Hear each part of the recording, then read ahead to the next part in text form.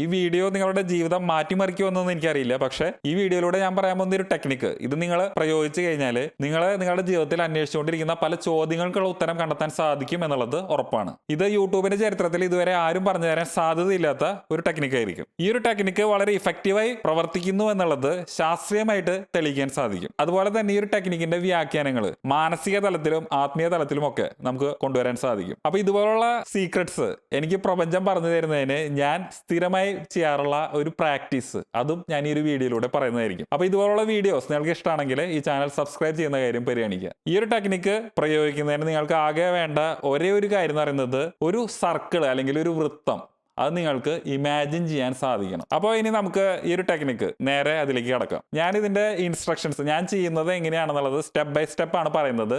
അപ്പോൾ ഇത് നിങ്ങൾ വളരെയധികം ശ്രദ്ധിച്ച് മനസ്സിലാക്കുക. ഇത് പറഞ്ഞതിന് ശേഷം ഇതിനെക്കുറിച്ച് ഞാൻ കൂടുതലായി എക്സ്പ്ലെയിൻ ചെയ്യുന്നതും കൂടിയായിരിക്കും. ആദ്യമായിട്ട് എനിക്ക് നേരെയുള്ള ഒരു ഭാഗത്തേക്ക് ഒരു പോയിന്റ് ഞാൻ ഇമാജിൻ ചെയ്യുന്നു. അതിന് ഞാനൊരു നമ്പർ ഇടുന്നു 1 എന്ന് ഞാൻ പറയുന്നു. ആ ഒരു പോയിന്റ് ഞാൻ ഇമാജിൻ ചെയ്യുന്നു. 2 എന്ന് പറയുന്നു എൻ്റെ വലതുഭാഗത്തുള്ള ഒരു പോയിന്റ്, അതിലേക്ക് ഞാൻ ഇമാജിൻ ചെയ്യുന്നു. 3 എന്ന് ഞാൻ പറയുമ്പോൾ എൻ്റെ പുറകുവശത്തുള്ള ഒരു പോയിന്റിലേക്ക് ഞാൻ ഇമാജിൻ ചെയ്യുന്നു. 4 എന്ന് പറയുമ്പോൾ എൻ്റെ ഇടതുഭാഗത്തുള്ള പോയിന്റ്, അതിലേക്ക് ഞാൻ ഫോക്കസ് ചെയ്യുന്നു. അപ്പോൾ ഈ ഒരു പോയിന്റിന്റെ പ്രത്യേകത എന്ന് പറയുന്നത് സെയിം ഡിസ്റ്റൻസ് ആയിരിക്കും. അതായത് ഒരു സർക്കിളിന് ഒരു കേന്ദ്രബിന്ദു ഉണ്ടെങ്കിൽ അതിന് ചുറ്റുമുള്ള എല്ലാ ഭാഗത്തേക്കും ഒരേ ഡിസ്റ്റൻസ് ആയിരിക്കും. അപ്പോൾ ഞാൻ 1 എന്ന് പറഞ്ഞിട്ട് ഞാൻ എൻ്റെ ഭാവനയിൽ കൊണ്ടുവന്ന ആ ഒരു പോയിന്റ് എത്ര ഡിസ്റ്റൻസ് ആണോ അത്രയും ഡിസ്റ്റൻസ് തന്നെയാണ് പോയിന്റ് 2ലേക്കും പോയിന്റ് 3ലേക്കും പോയിന്റ് 4ലേക്കുള്ളത്.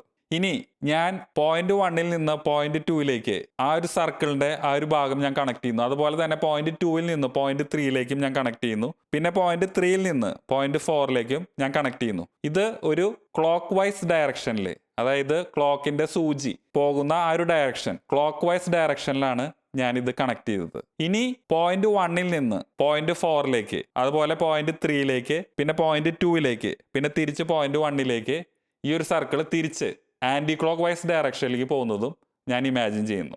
ഇനി ഞാൻ എൻ്റെ പോയിന്റ് നമ്പർ 1 ആയിട്ട് റൈറ്റ് ഭാഗത്ത് എൻ്റെ വലതു ഭാഗത്തുള്ള ആ ഒരു സ്പേസിനെയാണ് ഞാൻ കാണുന്നത്.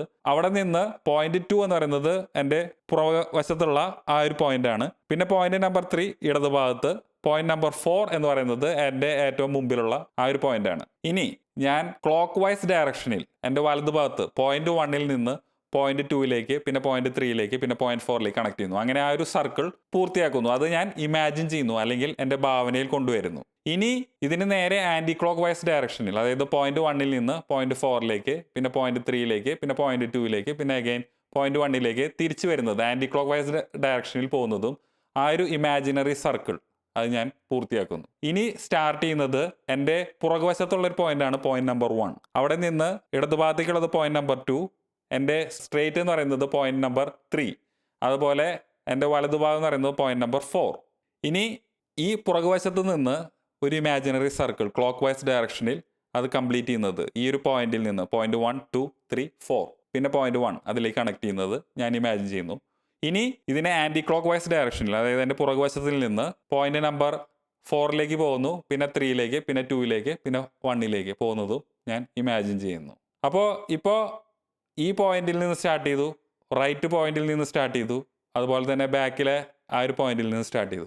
ഇനി സ്റ്റാർട്ട് ചെയ്യാൻ പോകുന്നത് എൻ്റെ ഇടതുഭാഗത്ത് നിന്നാണ്. പോയിന്റ് നമ്പർ 1 ഇടതുഭാഗം, point number 2 front, point number 3 right side, point number 4 എന്ന് പറയുന്നത് ബാക്ക് സൈഡ്. ഇനി ഇവിടെ നിന്ന് പോയിന്റ് നമ്പർ 1 ഈ ഇടതുഭാഗത്തിൽ നിന്ന് ക്ലോക്ക് വൈസ് ഡയറക്ഷനിൽ ആ ഒരു സർക്കിൾ പൂർത്തിയാക്കുന്നത് ഇമാജിൻ ചെയ്യുന്നു. ഓക്കെ. ഇനി ഈ പോയിന്റ് നമ്പർ 1ൽ നിന്ന് ആന്റി ക്ലോക്ക് വൈസ് ഡയറക്ഷനിൽ ആ ഒരു സർക്കിൾ പൂർത്തിയാക്കുന്നതും ഇമാജിൻ ചെയ്യുന്നു. അപ്പോൾ ഇമാജിൻ ചെയ്യാന്ന് പറഞ്ഞു കഴിഞ്ഞാൽ നിങ്ങൾക്ക് ജസ്റ്റ് ആ ഒരു വൃത്തം വരയ്ക്കുന്നതായിട്ട് ഇമാജിൻ ചെയ്യാം, അല്ലെങ്കിൽ അതിലൂടെ എനർജി പാസ് ചെയ്യുന്നതായിട്ടും ഇമാജിൻ ചെയ്യാം. അങ്ങനെ ആ ഒരു സർക്കിൾ പൂർത്തിയാക്കുന്നതായി ഇമാജിൻ ചെയ്യുന്നു. ഇപ്പോൾ 4 ഡയറക്ഷനും ഒരേപോലെ തന്നെ ക്ലോക്ക് വൈസ് ഡയറക്ഷനിലും അതുപോലെ തന്നെ ആൻറ്റി ക്ലോക്ക് വൈസ് ഡയറക്ഷനിലും മൂവ് ചെയ്യുന്നത് നിങ്ങൾ ഇമാജിൻ ചെയ്ത് കഴിഞ്ഞു. ഇനി ചെയ്യേണ്ടത് ഈ ഒരു സെൻറ്റർ പോയിന്റ്, അതായത് നിങ്ങളുടെ ഈ ഒരു ബോഡി ഇരിക്കുന്ന ആ ഒരു പോയിന്റ്, ആ പോയിന്റിൽ നിന്ന് എനർജി എല്ലാ ഭാഗത്തേക്കും ഒരേപോലെ പാസ് ചെയ്യുന്നതായിട്ട് നിങ്ങൾ ഇമാജിൻ ചെയ്യുക. ഇങ്ങനെ ഇമാജിൻ ചെയ്ത് നിങ്ങൾക്കിത് കണ്ണ് തുറന്ന് ചെയ്യാം, അല്ലെങ്കിൽ കണ്ണടച്ചിട്ട് ചെയ്യാം. അങ്ങനെ ഇരിക്കുമ്പോൾ നിങ്ങൾക്ക് നിങ്ങളുടെ ബ്രെയിൻ കുറേം കൂടിയും വളരെ കൊഹിറൻ്റായി അല്ലെങ്കിൽ കുറേം കൂടി വളരെ ശാന്തമായിട്ട് പ്രവർത്തിക്കുന്നത് നിങ്ങൾക്ക് അനുഭവപ്പെടാൻ സാധ്യതയുണ്ട്. ഈ ഒരു മൊമെൻറ്റിൽ നിങ്ങളുടെ ജീവിതത്തിൽ നിങ്ങൾക്ക് നേടാൻ ആഗ്രഹമുള്ള കാര്യങ്ങളോ അല്ലെങ്കിൽ നിങ്ങൾക്ക് എന്തെങ്കിലും ജീവിതത്തിൽ പ്രശ്നങ്ങളുണ്ടെങ്കിൽ അതിനെ എങ്ങനെ സോൾവ് ചെയ്യാം എന്നുള്ള ഒരു മൈൻഡ് സെറ്റോട് കൂടിയിട്ടോ ഇരിക്കുക. അതിനുള്ള ചോദ്യം ചോദിക്കുക, ഇതെങ്ങനെയാണ് ശരിയാവുക?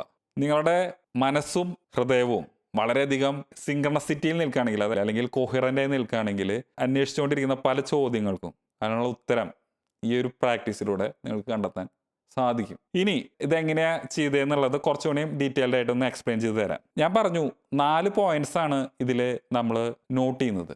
ഈ പോയിന്റ്സ് നമ്മൾ നോട്ട് ചെയ്തിട്ട് 1 2 3 4 എന്ന് പറയുമ്പോൾ ഈ ഓരോരോ പോയിന്റുകളും നമുക്ക് ഇങ്ങനെ ഇമാജിൻ ചെയ്യാൻ സാധിക്കണം. അതിനുശേഷം ക്ലോക്ക് വൈസ് ഡയറക്ഷനിൽ അത് ഇങ്ങനെ കണക്ട് ചെയ്യുന്നത് നിങ്ങൾ ഇമാജിൻ ചെയ്യണം. അതിനുശേഷം അതിൻ്റെ ഓപ്പോസിറ്റ് ആയിട്ട് ആൻറ്റി ക്ലോക്ക് വൈസ് ഡയറക്ഷനിലും ആ ഒരു സർക്കിൾ പൂർത്തിയാക്കണം.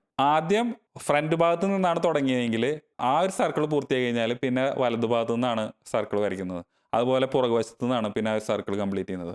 അതുപോലെ തന്നെ ഇടതുഭാഗത്തു നിന്നാണ് കംപ്ലീറ്റ് ചെയ്യുന്നത്. അങ്ങനെ 4 തരത്തിലാണ് ഈ ഒരു ക്ലോക്ക് വൈസ് ഡയറക്ഷനും ആൻറ്റി ക്ലോക്ക് വൈസ് ഡയറക്ഷനിലും നിങ്ങൾ സർക്കിൾ പൂർത്തിയാക്കുന്നത്. ഓക്കെ, അപ്പോൾ ഇത് നിങ്ങൾക്ക് മനസ്സിലായെന്ന് ഞാൻ വിചാരിക്കുന്നു. ഇനി നിങ്ങൾക്ക് ഇതിൽ എന്തെങ്കിലും ഡൗട്ട് ഉണ്ടെങ്കിൽ ഈ പറഞ്ഞ സ്റ്റെപ്പ്, ഞാൻ ചെയ്ത സ്റ്റെപ്പ് നിങ്ങൾക്ക് തിരിച്ച് ആ ഒരു വീഡിയോയുടെ തുടക്കത്തിൽ നിങ്ങൾക്ക് ഒന്നുകൂടി പ്ലേ ചെയ്ത് കാണാം. അല്ലെങ്കിൽ നിങ്ങൾക്ക് ഇനി എന്തെങ്കിലും വേറെ സംശയങ്ങളുണ്ടെങ്കിൽ താഴെ കമൻ്റ് ആയിട്ട് ചോദിക്കാം. ഇനി ഇത് എന്തുകൊണ്ട് വർക്ക് ചെയ്യുന്നു അല്ലെങ്കിൽ ഇത് വളരെ ഇഫക്റ്റീവ് ആണെന്ന് എങ്ങനെ ശാസ്ത്രീയമായിട്ട് പറയാൻ സാധിക്കും? നമുക്ക് നമ്മുടെ തലച്ചോറിൽ 2 ഭാഗങ്ങളാണ് പ്രധാനമായിട്ടുള്ളത് എന്നുള്ളത് മനസ്സിലാക്കേണ്ട ഒരു കാര്യമാണ്. അതായത് ലെഫ്റ്റ് ഹെമിസ്ഫിയർ, റൈറ്റ് ഹെമിസ്ഫിയർ. ഈ ലെഫ്റ്റ് ഹെമിസ്ഫിയർ എന്ന് പറയുമ്പോൾ അതാണ് കൂടുതൽ ലോജിക്കുകൾ, അതുപോലെ തന്നെ സീക്വൻസ്, ഈ നമ്പേഴ്സിൻ്റെ ഒരു സീക്വൻസ്, ഓർഡർ വരുന്നത് ഈ ഒരു ലെഫ്റ്റ് ഹെമിസ്ഫിയറിൽ നിന്നാണ്. അതുപോലെ ഈ റൈറ്റ് ബ്രെയിൻ കൂടുതൽ ഇമാജിനേഷൻസ്, അതുപോലെ തന്നെ കുറേ കളേഴ്സ്, അതുപോലെ മ്യൂസിക്, റിതം, ഇതൊക്കെ വരുന്നത് ഈ ഒരു റൈറ്റ് ഹെമിസ്ഫിയറിൽ നിന്നാണ്. ഈ ഒരു ലെഫ്റ്റ് സൈഡാണ് ശരീരത്തിൻ്റെ ഈ റൈറ്റ് ഭാഗത്തിനെ മുഴുവൻ നിയന്ത്രിക്കുന്നത്. അതായത് റൈറ്റ് ഭാഗത്തിലുള്ള എല്ലാ മൂവ്മെൻറ്റ്സും ഈ ഒരു ലെഫ്റ്റ് ഹെമിസ്ഫിയറിൽ നിന്നാണ് അതിൻ്റെ ഇൻസ്ട്രക്ഷൻസ് പോകുന്നത്. അതുപോലെ ഈ ഒരു ലെഫ്റ്റ് ശരീരത്തിൻ്റെ ഈ ലെഫ്റ്റിനെ മുഴുവൻ നിയന്ത്രിക്കുന്നത് ഈ ഒരു റൈറ്റ് ഹെമിസ്ഫിയർ ആണ്, ബ്രെയിൻ്റെ. ഇവിടെ ഒരു പോയിന്റ് നമ്മുടെ സ്ട്രെയിറ്റ് ആയിട്ട് കണ്ടു. പിന്നെ നമ്മുടെ ബ്രെയിൻ്റെ വലതുഭാഗത്തേക്കുള്ള ഒരു പോയിന്റിലാണ് പിന്നെ ഇമാജിൻ ചെയ്തത്, പിന്നെ പുറകുവശത്തേക്ക്, പിന്നെ ഇടതുഭാഗത്തേക്ക്. ഇങ്ങനെ നമ്മുടെ ഫോക്കസ്, നമ്മുടെ ശ്രദ്ധയെ ഇങ്ങനെ ഓരോരോ പോയിന്റിലേക്കും കൊണ്ടുവരുമ്പോൾ അതിനനുസരിച്ച് ബ്രെയിനിലും ആ ഒരു സർക്കിള് ഡെവലപ്പ് ചെയ്യുന്നുണ്ട്. അതായത് സർക്കിൾ ഡെവലപ്പ് ചെയ്യാന്ന് പറഞ്ഞു കഴിഞ്ഞാൽ ഈ ഒരു ലെഫ്റ്റ് ഹെമിസ്ഫിയറും അതുപോലെ തന്നെ റൈറ്റ് ഹെമിസ്ഫിയറും പൂർത്തിയാക്കുന്നുണ്ട് നമ്മളിങ്ങനെ 4 ഡയറക്ഷനിലേക്കും ഇമാജിൻ ചെയ്യുമ്പോൾ. പിന്നെ ആ ഒരു സർക്കിൾ, ആ ഒരു സീക്വൻസിലാണ് നമ്മൾ ചെയ്യുന്നത്. ക്ലോക്ക് വൈസ് ഡയറക്ഷനിൽ പോയി, പിന്നെ ആൻറ്റി ക്ലോക്ക് വൈസ് ഡയറക്ഷനിലേക്ക് പോയി. അപ്പോൾ കറക്റ്റായിട്ട് ആ ഒരു ബ്രെയിനിൻ്റെ ആ ഓരോരോ പോയിന്റുകളും വളരെ സീക്വൻസ് ആയിട്ട് ആ ഒരു ഓർഡറിൽ അത് പോകുന്നുണ്ട്. അതുപോലെ തന്നെ തിരിച്ച് അതിൻ്റെ നേരെ റിവേഴ്സ് ആയിട്ടുള്ള ഓർഡറിലും പോകുന്നുണ്ട്. ഇങ്ങനെ ബ്രെയിനിൻ്റെ എല്ലാ ഭാഗത്തിനെയും ഒരേ സമയത്ത് ഒരു സിങ്ക്രണസ് ആയിട്ട്, അതായത് ഒരു ഓർഡറിൽ നമുക്ക് അതിനെ കണക്ട് ചെയ്യാൻ സാധിച്ചു കഴിയുമ്പോൾ ഓട്ടോമാറ്റിക്കലി അവിടെ ബ്രെയിൻ അത്രയ്ക്കും കൊഹിറൻ്റായി പ്രവർത്തിക്കാൻ തുടങ്ങും. അങ്ങനെ നമ്മുടെ ബ്രെയിൻ അത്രയ്ക്കും കൊഹിറൻ്റ് ആവുക എന്ന് പറഞ്ഞു കഴിഞ്ഞാൽ അത് നമുക്ക് അത്രയ്ക്കധികം ഹൈ ഇൻ്റലിജൻസ് ഫീൽ ചെയ്യുന്ന ഒരു മൊമെൻ്റ് ആയിരിക്കും. അപ്പോൾ ഇങ്ങനെ ഈ ഒരു ടെക്നിക്ക് വഴി നമുക്ക് ഇങ്ങനെ ബ്രെയിനിൻ്റെ എല്ലാ ഹെമിസ്ഫിയറും നമുക്ക് അത്രയ്ക്കധികം എഫിഷ്യൻ്റായിട്ട് കൊഹിറൻ്റായിട്ട് പ്രവർത്തിപ്പിക്കാൻ സാധിച്ചു കഴിഞ്ഞാൽ ഹൈ ഇൻ്റലിജൻസിൽ നിൽക്കുന്ന ഒരു മൊമെൻ്റ് ആയിട്ട് കാണാൻ സാധിക്കും. ഇനി മാനസികമായ തലത്തിൽ ഈ ഒരു ടെക്നിക്കിനെ എങ്ങനെ വ്യാഖ്യാനിക്കാം? ഇതിനെ കോടാനുകോടി രീതിയിലൊക്കെ നമുക്ക് വ്യാഖ്യാനിക്കാൻ സാധിക്കും. പക്ഷെ നമുക്ക് ഉപകരിക്കുന്ന ഒരു കാര്യമായിട്ട് പറയാം. ഇതിൽ പറഞ്ഞു, ആദ്യം ഒരു പോയിന്റ് നിങ്ങളുടെ സ്ട്രെയിറ്റ് കണ്ടു, അതിനുശേഷം വേറൊരു പോയിന്റ് വലതുഭാഗത്ത് കണ്ടു, അതിനുശേഷം നിങ്ങൾ ഒരു പോയിന്റിൽ നിന്ന് വേറൊരു പോയിന്റിലേക്ക് നിങ്ങൾ ഷിഫ്റ്റ് ചെയ്തു. ഇതെന്ന് പറഞ്ഞു കഴിഞ്ഞാൽ നമ്മുടെ എല്ലാവരുടെയും ഒരു ലൈഫ് എടുത്തു കഴിഞ്ഞാൽ നമുക്ക് മനസ്സിലാവും, നമ്മുടെ പോയിന്റ് ഓഫ് വ്യൂ അല്ലെങ്കിൽ നമ്മുടെ കാഴ്ചപ്പാടുകൾ എന്ന് പറയുന്നത് ജീവിതത്തിൻ്റെ ഓരോ ഫേസിലും മാറിക്കൊണ്ടിരിക്കും. ഈ എല്ലാ പോയിന്റ് ഓഫ് വ്യൂവും നമുക്ക് മനസ്സിലാക്കാൻ സാധിച്ചു കഴിഞ്ഞാൽ അവിടെ ആ ഒരു ഹോൾനെസ് അല്ലെങ്കിൽ ഒരു പൂർണ്ണത നമുക്ക് കാണാൻ സാധിക്കും. ഇത് കുറേം കൂടെ ഈസി ആയിട്ട് മനസ്സിലാവാനായിട്ട് വേറൊരു സിമ്പിളായിട്ടുള്ളൊരു എക്സാമ്പിൾ പറയാം.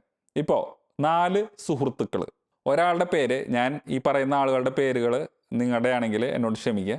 നോളൻ, ഇയാളുടെ പേര് ഇവാൻ, മൂന്നാമത്തെ ആളുടെ പേര് ശ്രീ, നാലാമത്തെ ആളുടെ പേര് വെൻഡി എന്ന് വിചാരിക്കുക. ഈ 4 വ്യക്തികൾക്കും ഇവരെ ചുറ്റിപ്പറ്റിയിട്ടുള്ള ഒരു കോമൺ ആയിട്ടുള്ള ഒരു ഇൻസിഡൻറ്റ് ഉണ്ടായി, ഒരു പ്രശ്നം ഉണ്ടായെന്ന് വിചാരിക്കുക.